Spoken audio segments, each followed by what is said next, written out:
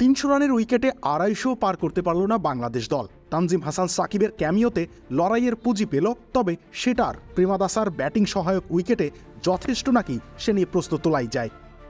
বাংলাদেশ পুরো ইনিংস জুড়েই কখনো ওভার প্রতি ৬.৫, কখনো ৫.৫ হারে রান তুলেছে। সেই হিসেবে দিব্যি রানটা ৩০০-র পরে যেত, কিন্তু নিয়মিত বিরতিতে উইকেট হারানোর চাপ নিতে হয় বাংলাদেশকে। বড় জুটি না আসায় একটা সময় নেতিবাচক ক্রিকেট খেলেন দুই middle order batter Towhid Hridoy ও জাকের আলী।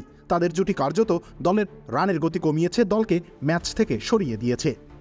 ৪০ বলে ২৪ রান। ব্যাটিং অর্ডারে তিনি যখন নেমেছেন তখন তিনি উইকেটে সেট হওয়ার দিকেই বেশি জোর দিয়েছেন।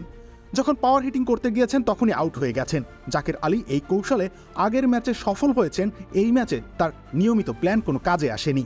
আর এটা ওটা না, কাপড় ধোয়ার একটাই সলিউশন, চাকা অল ইন ওয়ান।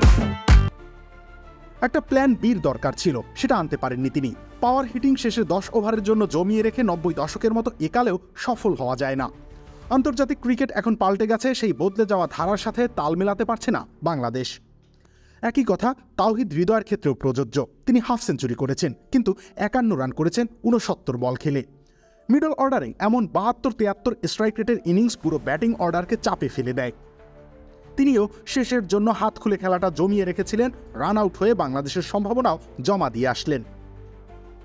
ভাগ্যের শেষ উইকেট জুটিতে মুস্তাফিজুর রহমানকে সাথে নিয়ে ৩০টা রান যোগ করতে পেরেছিলেন তানজিম সাকিব। সেজন্যই স্কোরবোর্ডটা কিছুটা ভদ্রস্থ দেখা গেল। তারপর শেষ ৪ ওভার ১ বল ব্যাটিংই করতে পারল না বাংলাদেশ। পারলে হয়তো দৃশ্যটা ভিন্ন হতে পারত।